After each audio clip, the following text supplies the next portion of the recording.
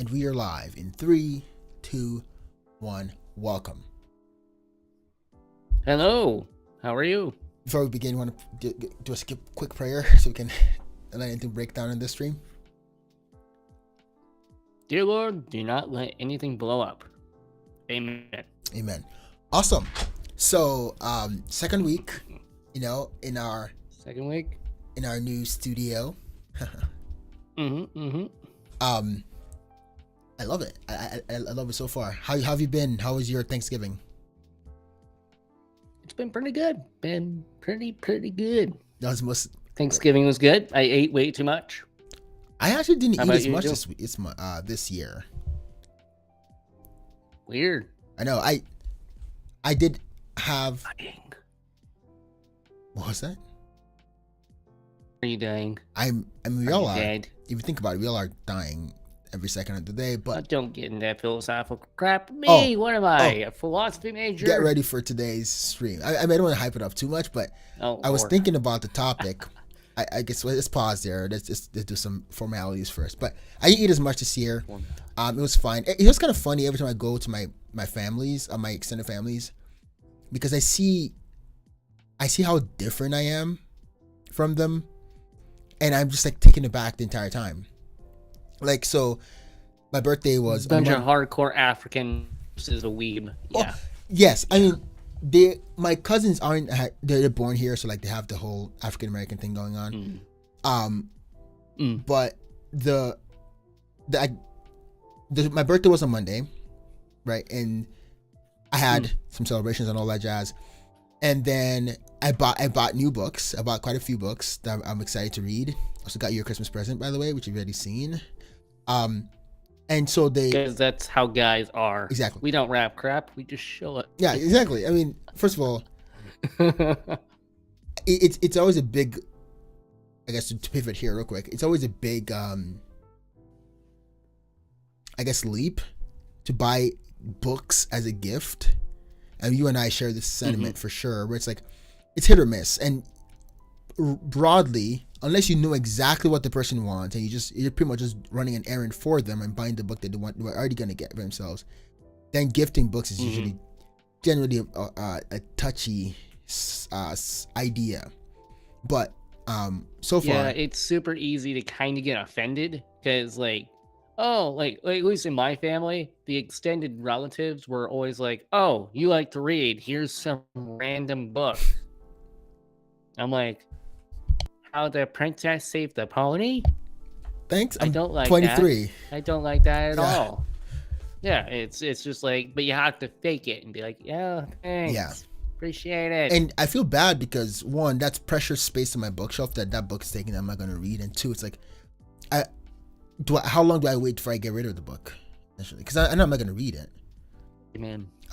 But anyway, so I got there and then we're like, oh, what'd you do for your birthday? I was like, oh, I got new books. And I said excitedly and you started laughing. I was like, oh, that's right. It's not normal to like be excited about getting new books for your birthday. Yeah. But that was fun. It was fun seeing them. It's always nice seeing them. Also teaches me about the power of compounding, which is my life's philosophy, but power of compounding is huge. For every listener, you're gonna have to give more context to that because I have no clue what that means in this context. Gotcha. So essentially the power of compounding means if you invest $1 today, and you let it be for maybe 20 years, the power of compound interest will kick in, meaning the amount of money you put in and the amount of interest you make on the first year then sets the base for the interest you're going to make the next year. So you're compounding on your initial deposits. Investment. Okay, that makes sense. And so in how that intersects with life, at least for me, is just keep doing what you're doing. As long as you are consistent with it, you will see compounding returns to your investment. Because I don't quite believe that effort is linear. I think effort's. I don't think effort's linear. I'll just leave it at that. And so for my family, it's like I was a nerd. I was one who's always I was sitting in front of TV trying to learn how to speak the American accent. and I've been mocked for it. And now of my siblings, I have, by the grace of God, the most almost indistinguishable American accent, from like a Native American, and also the fact that I loved numbers and analysis. Now I'm, by the grace of God, I have a good job. I have a career in this. But you're because you're not only are you a math nerd, but you also love anime, which is not actually that unusual for Africans and African Americans. But it's also you also like classic literature, like Dostoevsky and Tolstoy and all that stuff.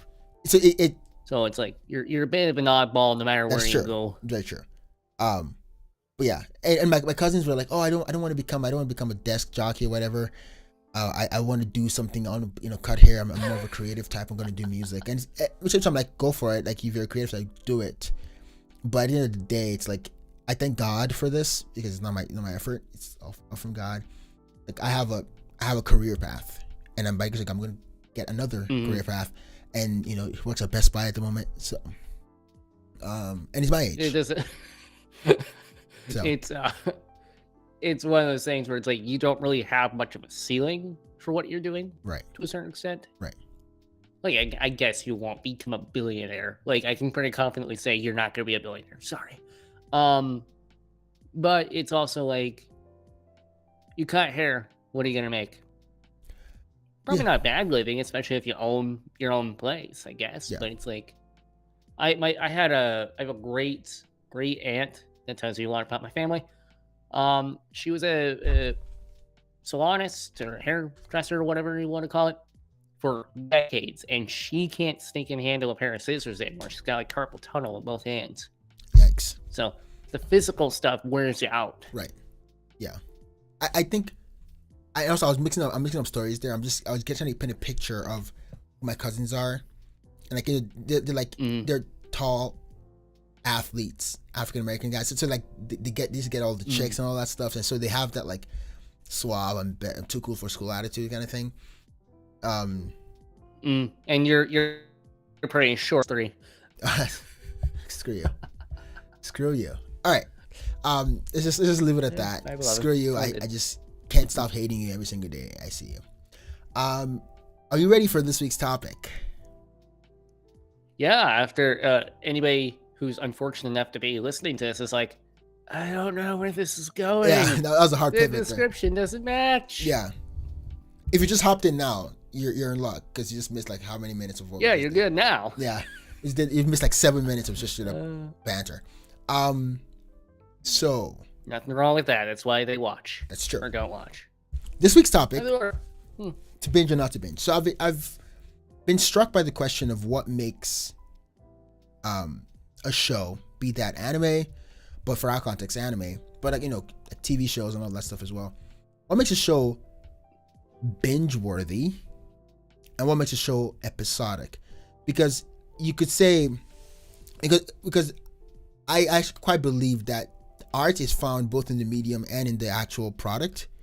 So if you read a book written on paper, in paper, you're getting something from that, as opposed to reading that book on your computer. Or if you listen to music that was written in a specific location, while in that location, you get more from it essentially.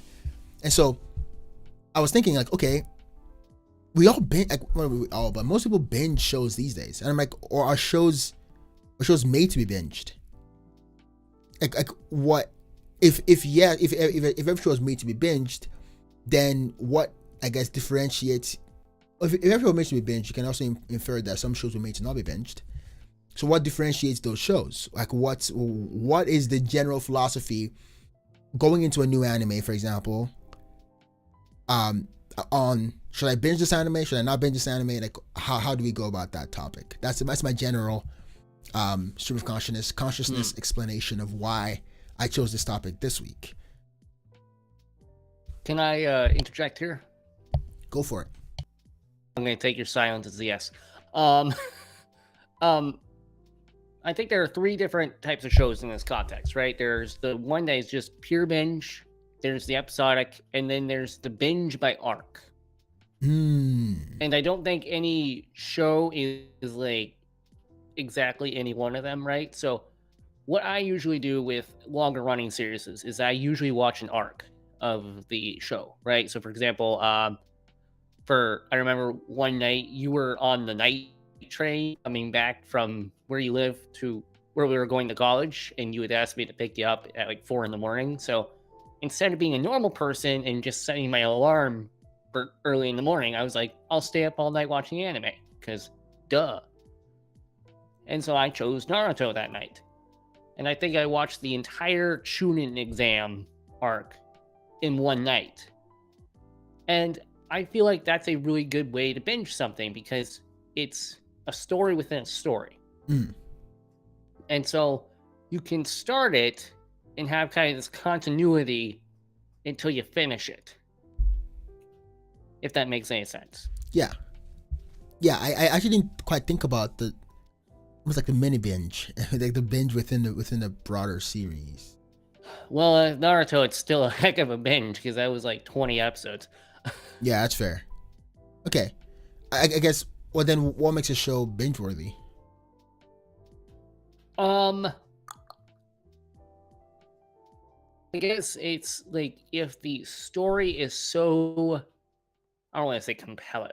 Compelling, right? That you're like, I need to know what happens next. So this is where like cliffhangers and other things are very helpful for creators if they want to produce that experience.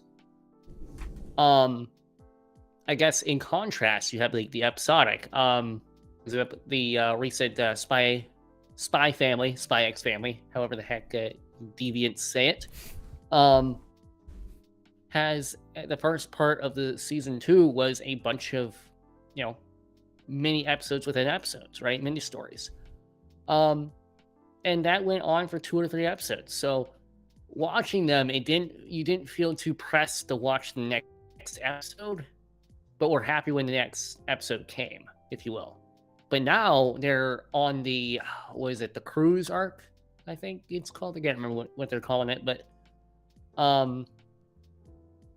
I cannot stick and wait for tomorrow because that's when the next episode comes out. And it's like every week I'm like, I want to watch Spy Family. And so you can have two contrary points of view here. On the one hand, you can relish the fact that you can't wait for the next episode to come out. And that kind of builds the anticipation, all that stuff. Or B, you can be just like, I should have just waited until the whole show came out and then just been able to just watch the whole thing. And I think both are valid. I've done both, right? Right now with Goblin Slayer, Spy Family, and all that stuff, I'm just watching it straight through. For Jujutsu Kaisen, I'm just waiting until the entire second season comes out so I can just binge that. And I did the same thing with Demon Slayer. Because I'm like, I know for a fact with Demon Slayer, I'm going to be watching it and someone's about ready to get their head cut off. And I'm not going to know for a week whether or not that happened or not. Yeah. Yeah. Again, this is a very interesting point because I didn't think about it that way. So almost like, I guess the broader point I'm getting from you is that some shows made episodically does not, in some sense, stare that desire in you to click on the next episode. Now you're happy if it comes out because you had such a good experience with the last one, such that if you click on the next one, you know you're gonna have a good experience as well. But the bingeable shows are, cliffhangers and shows, just shows that make you just keep you at the edge of a seat kind of thing. I guess another way of viewing it would be like if you're watching a movie and then the movie was just like, oh, well, we're going to just stop showing half of it until next week. You'd be like, what? I see. Like, let me watch the movie. So the binging, I guess it's kind of like that, Yeah, the binging is in the almost desire to satisfy your curiosity about what happens next. Mm-hmm. So the episodic shows stop. It's kind of like a paragraph, I guess. It's like they start off sentence or whatever, topic sentence, goes down, gives you the information, all that jazz, tells the story, and then the last sentence, it's not the ending of the paper or book or whatever you're reading, but it's the ending of that thought process, that ending of that train of thought. Yeah. Okay. And they said English was useless. Boom. Well, that's let's hesitate before we start striking judgment on the value of English. I mean to ask. Well, you're speaking it, aren't you? Well, I mean, like, value of English as a subject to study in college. Sorry, I should have put that in them there. Fair point. It's useless in college. Don't do it. Yeah, exactly. Um, Okay, so could there ever be a show that keeps you at the edge of your seat, but was made to be episodic? Mm-hmm. Like, there's a cliffhanger. There's a clear cliffhanger, but it was made to be episodic, or something about it is giving episodic, to use a more colloquial word. I don't think so, to be honest with you. Because a cliffhanger, you want to see the conclusion, whether or not you fall off the cliff or whether or not you're saved from the fall. And so even if, for example, they did the cliffhanger, and then they shifted to another story, you'd still want the previous plot line explained or tied up somehow. Okay, I guess, what do you define as binging? Watching, like, in a very non-scientific way, watching 3 or 4 or more episodes at once. Interesting. Wow, we have such different definitions of binging. Or in a row or whatever, right? Yeah. Great. Like, I also think this is a temperament thing. Like, you are a freaking master at this. Like, you can sit there and watch, like, 20 episodes in a day when you don't have anything going on and just not even bat an eye. Me, I'm like, okay, I'm good after 3 or 4 episodes. Okay. Because I'm just, I guess it's maybe squirrel brain on my part, but I'm just like, yeah, you know what? I'm going to pace myself. I love this. I really do love this. I'll get to it when it's my time. But the reason I'm asking what your definition of binging is because what you're describing to me is just a satisfaction of a curiosity. It's like the bow on the gift box or whatever. And so it doesn't have to be like 4 episodes. It doesn't have to be like 20 episodes. It just has to be, if it's 2 episodes, you're done. Like, as long as the curiosity has been satisfied. There's been a period in that sentence in the paragraph. We get it. But I think binging to me is a lot more sinister. It's a lot more sinister than that. It's like, it's almost. It's kind of a flash in the pan. Sorry to interrupt you, but it's like, that's what I fear.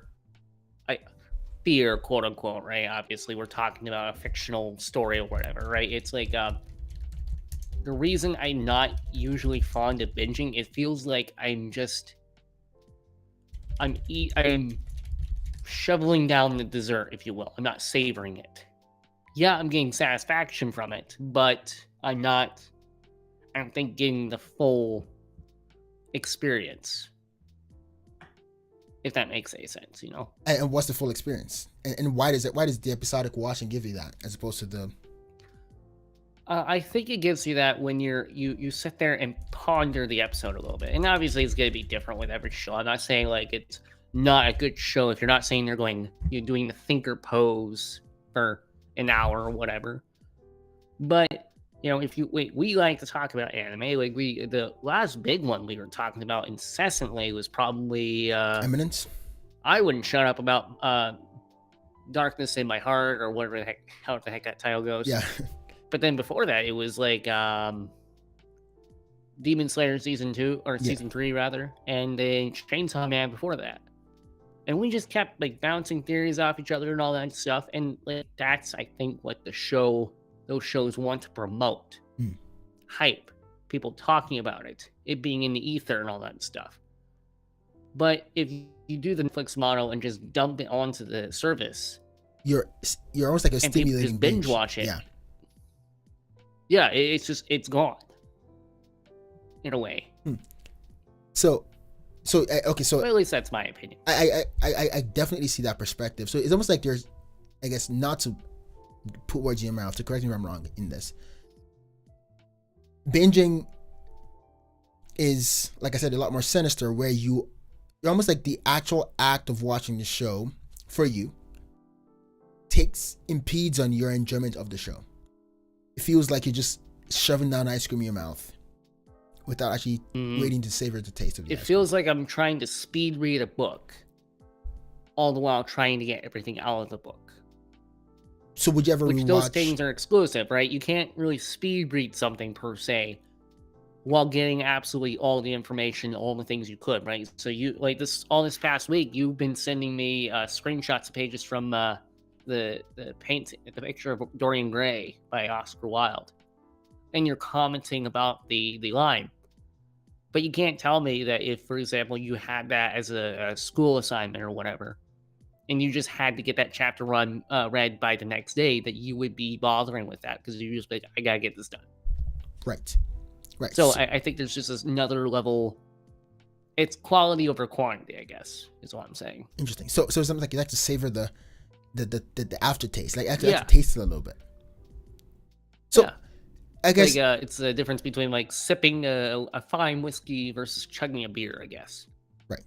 So would you ever? I don't know. To use an alcoholic example, except for the fact that neither of us drink. Yeah, it's true. But so what I'm getting at is, so you could, okay, so hypothetically speaking, you could just get over the, you could get over the lack, I guess, of enjoyment by rewatching the show. But it's like watching it all at first and then going back again to rewatch it to get more of the deeper details.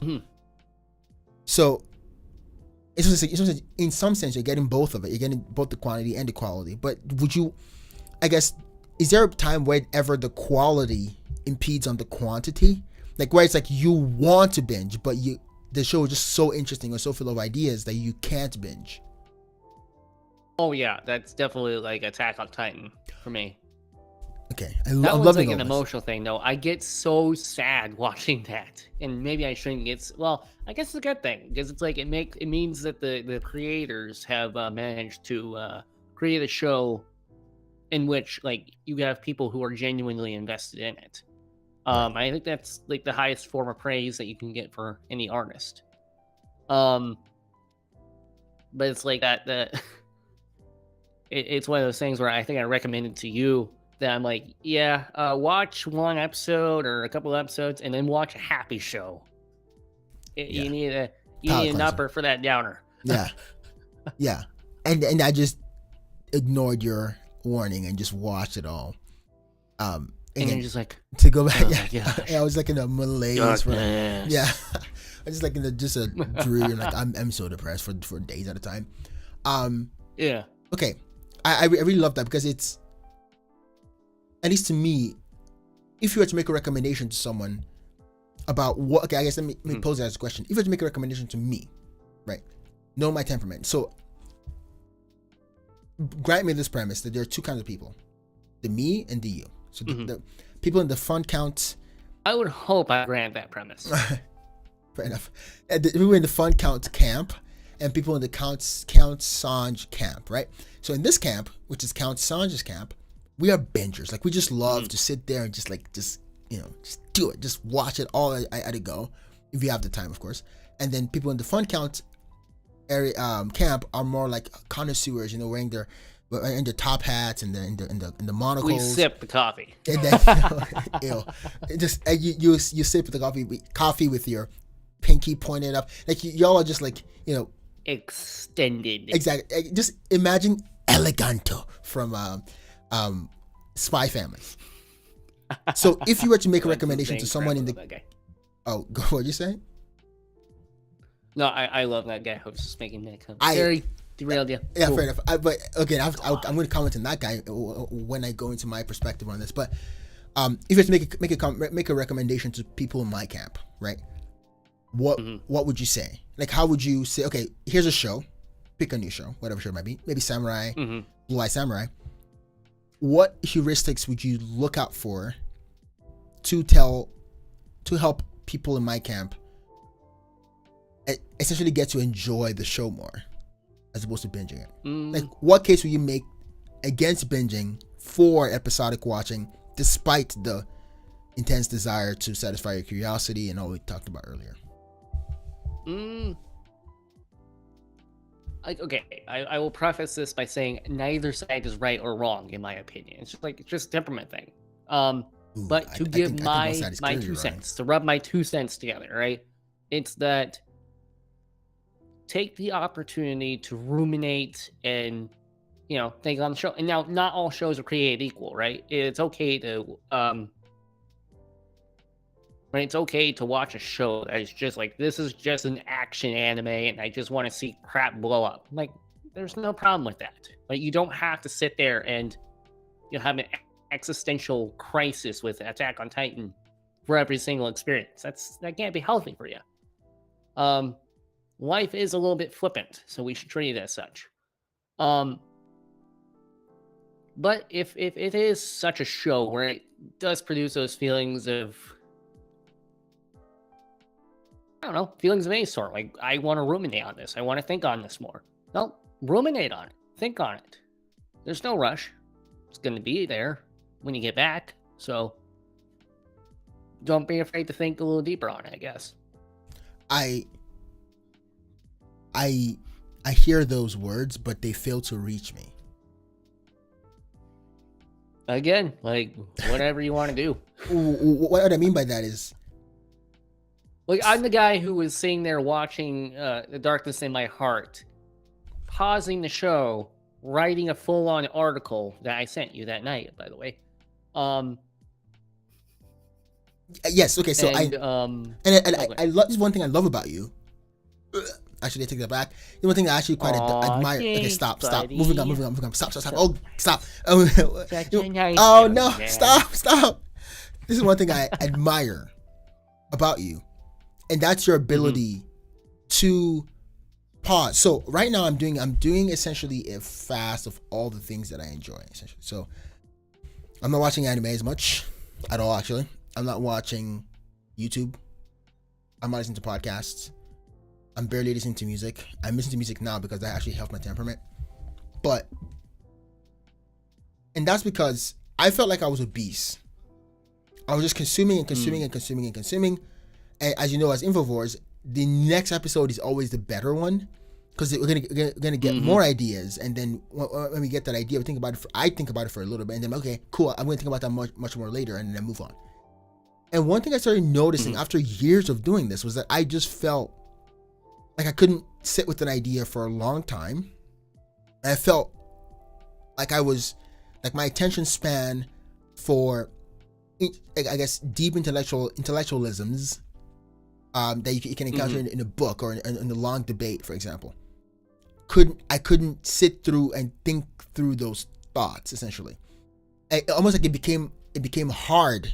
Like it would physically affect me to think through those thoughts. Now, it sounds kind of dramatic, but that's what it was. And so I was like, okay, I'm gonna stop this, even though I want to pursue knowledge, because that's my ultimate goal is to gain knowledge. I thought I was gonna stop doing those things so that I can have time to think through, to go through my shelf of all the things I've put up on the shelf, to organize the shelf and begin to pick them one by one and begin to read through and begin to like think through them. Now, I bring that up because you are the exact opposite. When something comes on your shelf, roughly, you sit there, you think about it, you admire it, you see it from different perspectives, put it back on there, and you move on. Right? Like, there's no like backlog or stuff you have to think through or chew through. And if that's the case, you just go back and you rewatch the show, and you go back and you reread the show. And I think this is actually for OG listeners, if you actually go back and listen to all our archives, we talk, in one of our episodes, we talk about the value of rewatching a show. And to re-reference that comes in here into, I think it's deeply related into both camps, in the fun counts camp and the count Sanj camp, where it's like there is a certain type of temperament, to use your perspective, that is given, I guess, to binging as opposed to episodic watching. All that to say that the reason it doesn't reach me is that I see I get the perspective, but when the show's in front of me, what do I do? Like, what case will you make to me such that I'm like, okay, I will pause so that for me to extend my enjoyment of the show, I'm going to pause right now and think about this. I guess asking the question of what am I getting out of the show? Like we to also go back to our archives, to one with table audio tragically, because that was probably our best show in my opinion. And our face review, the record. We talked about. That was our face review, right? I think the one previous to that one, we were talking about anime episodes that had affected us. Right. Okay. Sorry. That changed our perspective, and that was great. I want to redo that one because that was so stinking good. But we were talking about how, like, particular moments in anime and all that stuff, or particular anime in general, had like affected our way of thinking in some way, even if it was small. And I think it's about treating the medium you are viewing as being serious. And if you can't view it seriously, then maybe you should be careful with that medium. Right? This is like my ultimate argument against like TikTok or YouTube Shorts, right? Now, are there some that are, pretty good, like they're funny or whatever, they provide some levity in life? Of course. That's why we watch them in the first place. But that can so quickly get addicting because you're trying to hit that dopamine over and over and over again.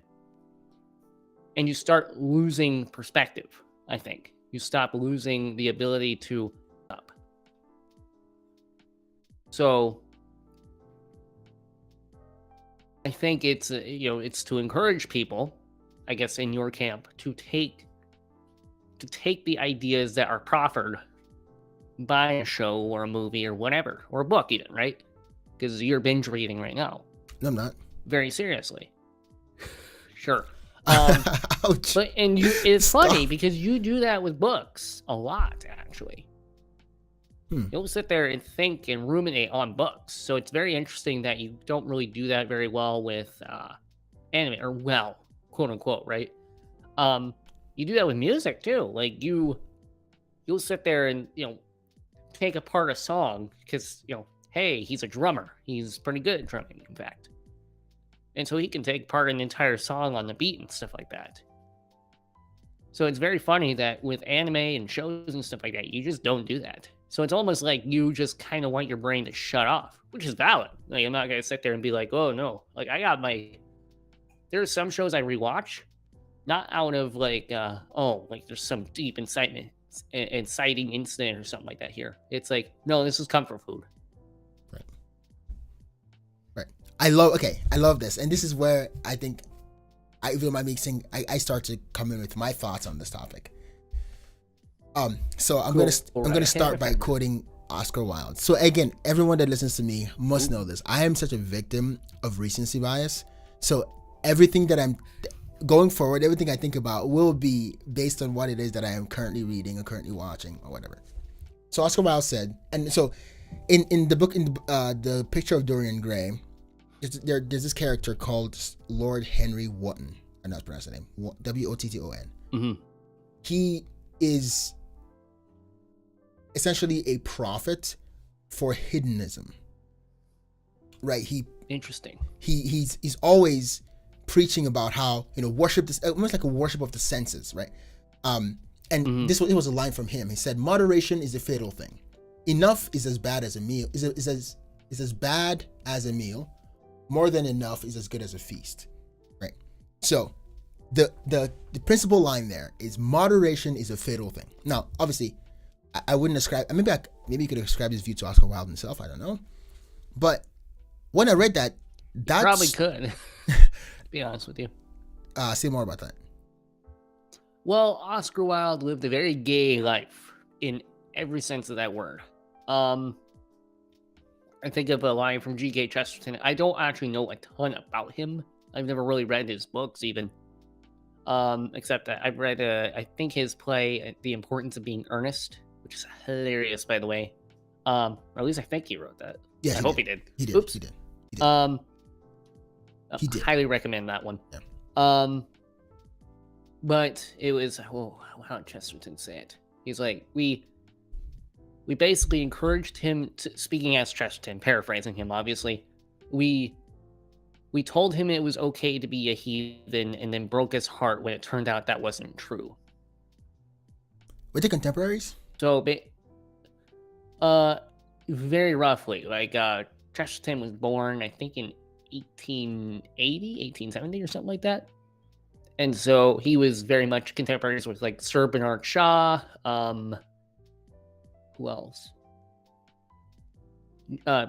Sir Arthur Conan Doyle, which that's a stream in itself, actually. And plenty of other people like that. So he would have been growing up with him, actually. I have to look at the dates, but they were very similar time periods. Okay. Yeah, so yes, you probably could ascribe that to him, but the character Sir Henry Lord Henry Wotton, whatever, call him Lord Henry. When he said that line, it made me just pause, keep the book down, and think about this. I think binging, and I've come to hold this view quite strongly after reading it this week. Binging, in itself, I believe, is a form of hedonism, a worship of the senses, essentially. Because here's why I hold that perspective. What does it mean to worship your senses? It means like, oh, something feels good, feel good harder. You keep pushing that button. You're like the mouse running to that, button to push it to get your cocaine or whatever. And interesting. With binging stuff, even the word binge implies, a sort of bender, essentially, where like you're just consuming what that thing is to its entire, almost to the point of feeling sick. Another line he said was, there's some sickness in life that you only realize was poisoning you after you've been through it, as opposed to it just you see, oh, that's poison, and avoiding it, right? And the reason, again, that's a good point, is because it's essentially what binging, because I never feel good after my 20 episode long watching of a show, never. And it's the, oh, this feels good, let's feel good harder, push that button. And to bring it to the question of what makes a show binge worthy, I think it's more than the cliffhangers, because I can watch like 5 arcs in a sitting, right? I think it's any show that appeals to a certain part of us that is hedonistic. So be that, maybe you like the way the show looks, right? Or maybe there's a character in the show that you're so drawn to, be that like maybe a lady, like a female character in the show. Like, oh my goodness, she's so hot. And you just keep watching because you're feeding essentially that part of you that's lusting after this lady. Or it might just be maybe the soundtrack is just so appealing, but you just want the feeling you feel, you want to dwell in it the entire time. So I think any show that has that quality to it, such that all you're doing is pushing the button towards, I'm feeling good right now, let's feel good harder. Let's keep feeling good harder. Let's feel good way harder, right? Question for you. Go ahead. Oh, sorry, go. Okay. So, do you think that effect is negated with company? So, I guess for more context to that question, you mentioned the mouse with the cocaine. Yeah. That's a reference to no one will get. I don't know if this is verified or not, so take it with a grain of salt, obviously. But apparently, in that experiment, if the mouse was alone, it would basically kill itself on that stuff. But if it had its community with it, other mice, it wouldn't. They would rarely use it. It's a really good point. And I will say yes, it's made better with company, because when we watch a show, I'm more likely to go cheat on you with the show by watching it. Yeah, he is a huge Netflix cheater. Okay, dude, chill out. Be warned, anyone who's around him. Can you chill out for a second? Hey, can I defend myself, please? I can't help it. Okay, this is just my nature. It's unforgivable. Oh, Oh, dang. It's like I got moral quickly. Oh, we're talking about hedonism after all. But because I've always, well, this is another reason I admire you. I've always been struck by the fact that you can be like, oh, we've watched this enough. I'm going to pause right now. We're going to. I'm like, no. This feels good. Let's keep playing. Let's keep watching. Like, this is so interesting. It's so captivating. Let's keep watching. And the reason I said this is I think is a really good model for knowing what show to watch episodically and what show to binge. Here's why. Because you can differently watch that show on two levels. You can be like, yes, I want to be hedonistic right now and just enjoy the sensation of this and just binge it. Actually just full on binge it.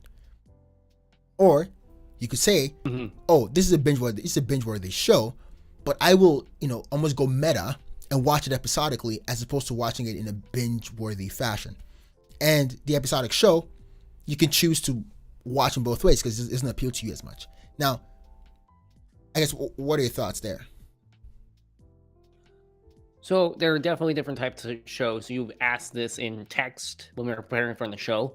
And I was trying to think of some. And so there are certain shows that appeal to like all three basically, right? Or, so the pure binge-worthy shows, I think, are things like Naruto or One Piece or Black Clover, etc., etc. Basically long-running series that have a lot of episodes. And so you feel almost compelled, like, I can't just watch 2 or 3. I gotta go. Because the world's gonna end if I don't finish the show. Yeah. Then there are shows, I think, like, a lot of, like, Kaguya-sama, a lot of, how do you pronounce it? Nisajoy? I can't remember. Nisajuo? N-I-C-I-J-U. Yeah, or something like that. Yeah. It's like it's a comedy series. Tech Man will pull it up because we're professional over here. My Ordinary Life, right? Is that what it is? Yes, I think so. Yeah, if you can throw it up on screen, maybe. I don't know. Keep talking though. I'm trusting that's the right one. I'm doing wizard fingers at the screen to compel him to get the right one. I'm doing the hand thing from Konosuba. Oh, stop! Please stop. We spent all our budget on this hand thing. All right. I'm gonna pull it up here and now. Cool. Trusting that's the right one because I can't see it. Oh. I think you see it too. Crap, my train of thought was lost. So it's lost my train of thought. Crap. Yes, that is correct. Okay. Good job, Sanj. Good job. Okay. You get the cookie. Thank you. But you're talking about any hoozles. Yeah. So, crap, my train. Stop interrupting me. Sorry, I'm terrible about this. Try to remind you. You're talking about the what shows are, I guess, have the quality of being bingeable. And yes. Okay. So I got my train of thought back. Okay. Very professional performance over here. Obviously. I think that when people binge shows like that, it's not a great reaction to a consumer culture, right? So basically, any given, I think it was I don't actually believe this number because it's unbelievable to me, but apparently, like in 2020 or whatever, there were like 400 different TV shows in production in Hollywood. And I'm like, okay, all that together amounts more than anyone could possibly watch in a year. Like, what the heck, man? Mm-hmm.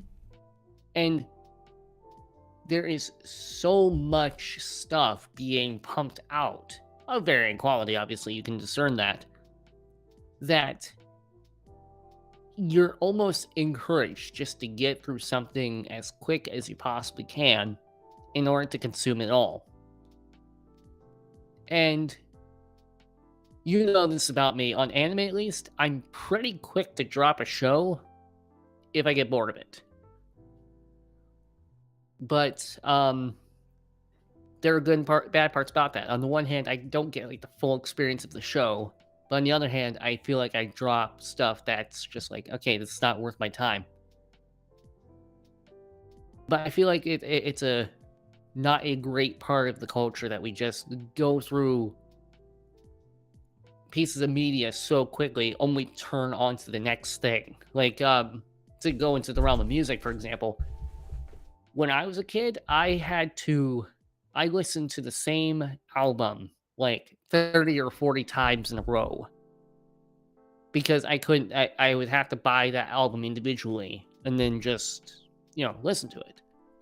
Nowadays, like TikTok, YouTube Shorts, and all that stuff have completely transformed how we consume music and stuff like that. And to a certain extent, it doesn't give things its proper breath, I think. Yes. I actually I really like that point, because after thinking about it kind of this week, it brings a certain, I guess viewing it through that angle, you get to see almost a lot of other things in the same light. So the thought of being a connoisseur or something, right, Mm-hmm. is in a sense a worship of the senses. The constant, watching of stuff on TikTok, just like the shorts, the TikTok, is the worship of the senses, essentially. And the broader point, I guess, to our listeners, if you want to be a sophisticated viewer of anime or whatever your broader goal in life is I hope that's no one's goal in life, but yeah, that's true. Yeah, just forget view of anime. But I think the broader goal and the broader enjoyment of a show is to be had in its moderation, because now I've noticed I enjoy things so much more. Now this is largely because I've put everything else away, but I've become more intentional about picking a piece of work, actually enjoying the piece of work, because I know I'm not going to get another one after that, because I'm okay. Because for example, the only time I use the podcast is when I run, for example, or the only time I listen to music is when I'm coding or stuff like that. Like I'm not doing it just for the worship of the senses in itself, but in that expression of discipline, I have learned to enjoy being an infovore a lot more, because it feels to me like more of a sustainable, I guess, view or way of life, essentially. If it is, it's harder to, how can I say this? It's a more sustainable way of life to be disciplined in your watching. I think the enjoyment of a show is found in the discipline with which is proportional to the amount of discipline you put into that piece of entertainment, and to become whatever it is you want to become. I think take this with you, because I'm for sure going to take this with me moving forward, that while there is a place for just purely just being hedonistic in how much you're going to watch a show, I think you are shooting yourself in the foot long term, and almost like ruining your experience of other shows in the future if there's no discipline attached to it. So all this to say, if you're in Count Sandra's camp, decamp to Fun Count's camp. Heck yeah. Victory. Feels good. Smell that victory. All right, can we move on? Oh, What do you think about that? good. What do you think about it? I would very much agree. So with the exception of apparently anime, I really struggle to focus on stuff. And And I think a ton of that has to do with the fact that I watch way too much YouTube and do all sorts of stuff like that. And so, and okay, I guess to bring another example into it, I've always admired people with actual hobbies. What do you mean by actual hobbies? Right. So what I mean is like something they're like jujitsu that they're actually invested in, that you actively improving on and exploring more, and that you actually build a community around that. And anime can also be a hobby. I'm not gonna say it's not, right? But as such, you oftentimes invest a lot of time into it because you're invested in it, and that's good, I think. But with like YouTube and shorts and TikTok and social media and all that stuff, and it feels emptier than even video games make you feel. Because at least with video games, like you're playing through a story, you're oftentimes playing with friends or whatever. So at least you're getting like some type of socialization out of it. But when we're talking about social media, YouTube, and all that stuff, it feels so bleak and empty in a sense. I say that with an insane sense of irony, because where are we at right now? Well, yes. And go ahead. Sorry. Yeah, it's like moderation is like Aristotle argued that virtue is found in mean, right? The to be virtuous is not to be a coward or an idiot who will throw his life away for anything. It's to be brave, but concerned about your own safety. It's like right in the middle there. It's like the middle path, right? And I agree with a lot of that. And so it's okay to watch YouTube or do whatever, but it's like you gotta avoid the, it's dopamine, and all that stuff. Yeah. And that's something I struggle with. So I need to take the advice I take from anime, apparently. Yeah, just apply to your life. And flip around to, and actually apply it. Yeah, I really love that point. I need to read way more than I do. Yeah, I really love that point because, well, for multiple reasons. First of all, it's how can I say this? The life that you enjoy because of moderation, on its face, isn't that appealing. So when I tell people like, oh, I don't listen to music, or I essentially I don't essentially, or like I don't listen to podcasts, like they're like, oh, if I did that, I would drive in traffic. On its face, it's like that's, I mean, that's, I know it's a hard actually. It's tough for sure, but how do I make this point? So I guess you either suffer or you suffer. Right. Oh yes. I think I'm going to make the point through how Oscar Wilde talks about it. He says there's some poison that you don't. There's some sicknesses that you go through that you only find it's a sickness essentially after you've gone through it, or it's a poison after you've gone through it. And I think when people say, "Oh, we're in an experiment that no one knows, that no one signed up for," this is what we're talking about, because there is, like you said, a bleakness to just the impulsive watching of, like one of the things that parents do for kids that is really, really important is helping them to say no. Now, they for me, example, I'm gonna get my money and go buy my candy. I'm gonna go buy all the pop in the world. But being an adult essentially is learning how to tell yourself no, right? And because we have all these things at such easy access, to make the point that everyone makes, we don't know exactly when and how to say no, unless you do it right, like how I do. I'm usually like all or nothing, which I should probably find the mean there, like I talked about.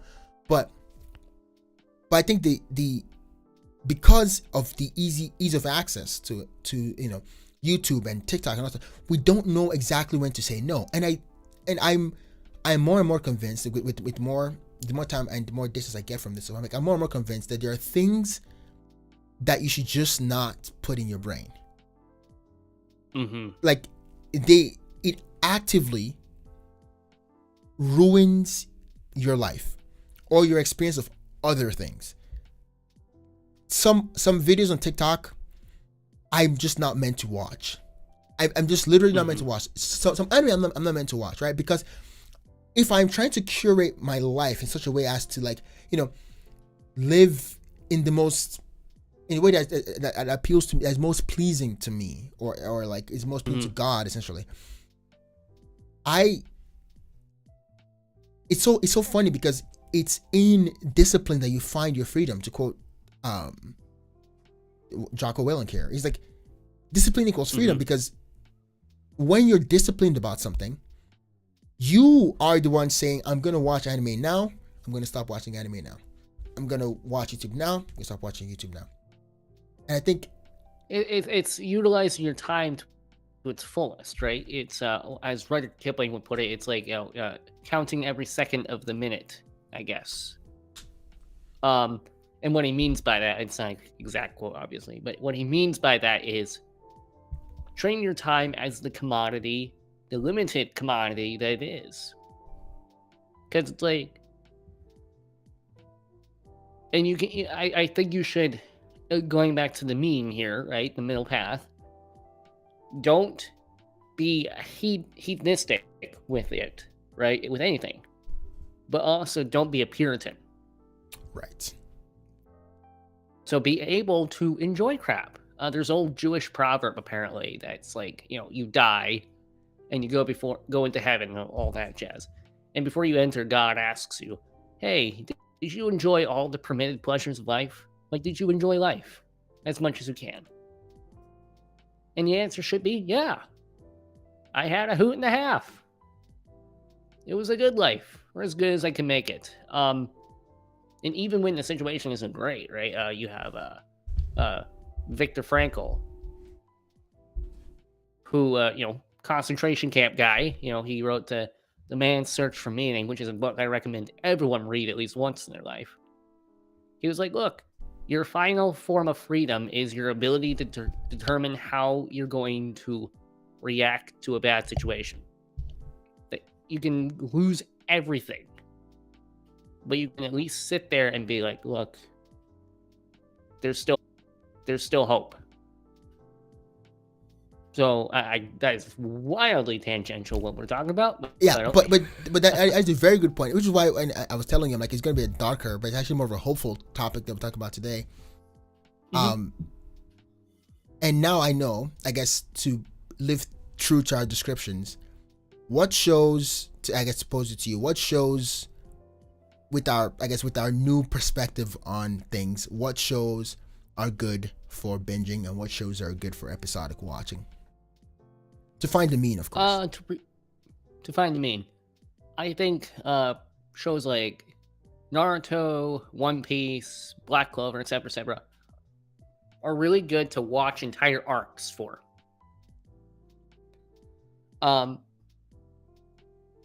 reason I say that is, it's kind of like a chapter in a book, right?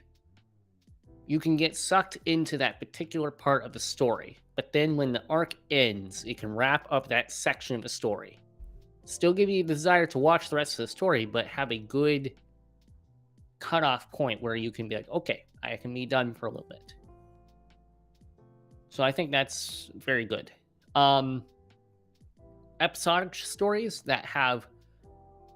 So there's two types of episodic stories. There's ones that are purely episodic. There's no advancement nor retreat, right? These are sitcoms in a way, right? You get The Simpsons, Family Guy, and all that stuff. Like, no one changes, no one advances, no one regresses. Kotaro lives alone. Yeah, basically. And I've never been fond of those. I've never been fond of, or at least, like, Family Guy and The Simpsons and all that stuff are only really good in YouTube shorts, in my opinion. Yeah, that's funny. The only one where I watched where I could ever really stand it was King of the Hill, because it shares my dry sense of humor. But the ones I prefer are episodic shows that are leading to a broader point. And that's like one of my all-time favorite shows. It's Kaguya-sama Love is War. And, right? Because you have the ultimate goal. Yes, I was gonna put in here. The Handyman Saito in Another World also has that quality Oh, too. that one's good too. Yes, very fun. Very one of the better recent isekais actually put out. And the reason I like these episodes is that they're episodic. The individual plot element doesn't matter in so much as it is connected to the broader story. So I like that because it feels like even if it's episodic and it doesn't really matter the next day, it's building towards something. So yeah, that's just my opinion. How about you? I think a good show to watch episodically is actually Attack on Titan. Now, there is a certain sense of depression porn to that, because it's like, okay, I'm sad, I want to cry right now, I'm gonna go watch Attack on Titan. There is a certain set of hedonism there too, because they worship your senses as well. But I think that that's a really good show to watch episodically because of how much it forces you to think. I think a good show. Oh, I think a good show to binge, actually. I'm biased about this. Is Black Clover, because it's not a particularly revolutionary show. It's a classic. It doesn't have to be like exactly.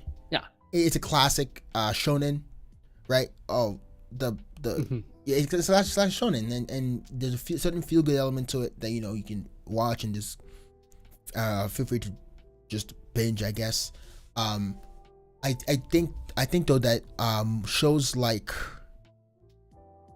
what's a good show? It came to mind, but I forgot it. When I remember, I'll say it. But pretty much shows that have a unique. Oh, Ranking of the Kings. That's right, Ranking of the Kings. Shows like that are good to watch episodically because of how. First of all, it's just unique in its style, where you don't want to get lost on you because you're binging on it, and then the way it treats power. It's such a good show to watch. If you're an infovore essentially, or an intellectual type, it is just a wholesome show all around. That's something we need to encourage more in media. I feel like this is another stream topic, but I feel like a lot of media we consume today is overly cynical. And there, I'm like, that is a wholesome show, and I appreciate that. Yeah. A one show that's really good for binging. So we've been talking about like super long shows. But one show I think you can binge comfortably in one sitting is a show called Odd Taxi. Oh, yeah. I agree with that. It's a short 12-episode series, but it is a tight, well-paced, very well-written mystery. And it was very good. Yeah. I for sure. And also the music on that. It is very good because it still exists. Yeah, the music on that show, oh my goodness, it's so good. I'm just a fan of the music, so, and the character work too. They're really well built out characters. I like it. Yeah. It's kind of like a short novel, if you will, right? Or short story, like the one that you can sit and listen to in one sitting. Yeah. Awesome. All right. Do you have any more to say there? You want to go to the wow and wower segment? So better not. All right, cool. So now we're gonna hop right into wow and wower, the name you absolutely hate, but I'll keep saying every single week. I don't. You came up with it. You came up with a topic on that, so I'll give it to you, buddy.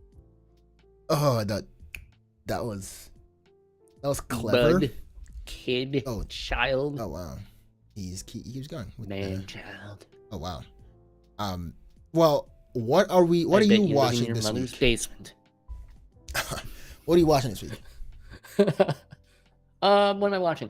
So, 1 second, let me pull up the proper name for it. Wrong app. This is very professional. A professional outfit wouldn't have these types of problems. Exactly. So I am watching one that I'm not quite sure what I feel about it yet. It is called Migi and Dali. Migi and Dali. It is on Crunchyroll. It is an ongoing series, and it is almost a slice of life mystery. It's so to give a little background on the show. The manga was written by the same woman who wrote Didn't You Know I'm Sakimoto? And I absolutely love Didn't You Know I'm Sakimoto? But she actually just this past summer passed away from cancer. Oh And so no. this show is coming out, posthumously. And in that sense, it's very akin to Sakimoto. In that the characters do, it's kind of a physical comedy, if you will, very much like Sakamoto was, and the characters move in unique ways and all that stuff. It's got kind of a unique sense of humor and all that stuff.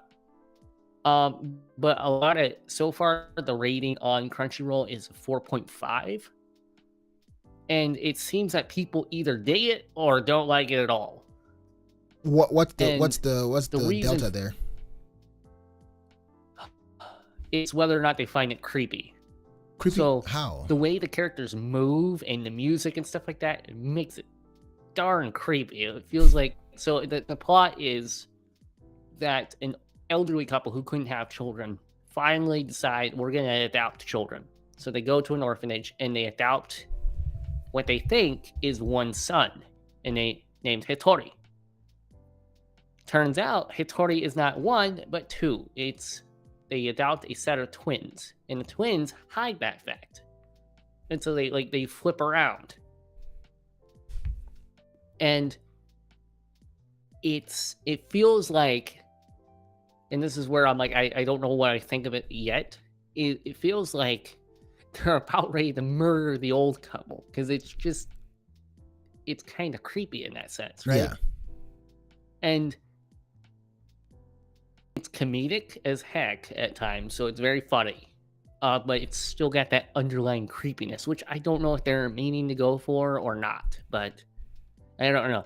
Check back in the week and see if I still like it or not. Okay. I kind of want to, as kind of a weird homage to the past author. Yeah. But then again, it's like I'm under no obligation to like anything, so True. I'll give it a shot. True. Nice. How about you? I am not watching anything shocker right now. Oh, actually, I saw the first episode, kind of saw it, of Blue Eye Samurai at my cousin's family gathering we have at Thanksgiving. And Nice. it's beautiful. It's so beautiful to watch. Like the Nice. I like what they did with the first episode. It shows growth while also showing what led to that growth, because a lot of times it can be painful just to watch the characters actually growing. There's a payoff to it, but it's seeing grown characters and just seeing how they got there is always it was pleasant to watch. Essentially, I am currently reading, as you know, The Picture of Dorian Gray. I'm pretty much about done with it though. Should be done maybe tonight or something like that. I don't know what I'm going to read next. Nice. I think I'm reading On Inequality by Frankfurt. We'll see. Nice. How about you? What are you reading? Oh, I guess to add to the what I'm watching. Yeah. I just last night with my family, as per our yearly tradition, we were watching Christmas movies. I watched Disney's A Christmas Carol, which I cannot recommend enough. Connected to that, I cannot recommend enough A Christmas Carol by Charles Dickens. We might actually do an episode Very on that. good. I think we should. I think we were planning on doing it last year, but it did not work out. Cool. Yep. Sounds good. So, yeah. Yeah. Awesome. This week was fun. I hope you all like the new changes. We shall see what I hope so. I worked myself to the bone. Take it easy there, guy. All right. Well, it was the coal mines. I'm just saying. Adios, amigos. Amigops. If anyone got that reference, put it below.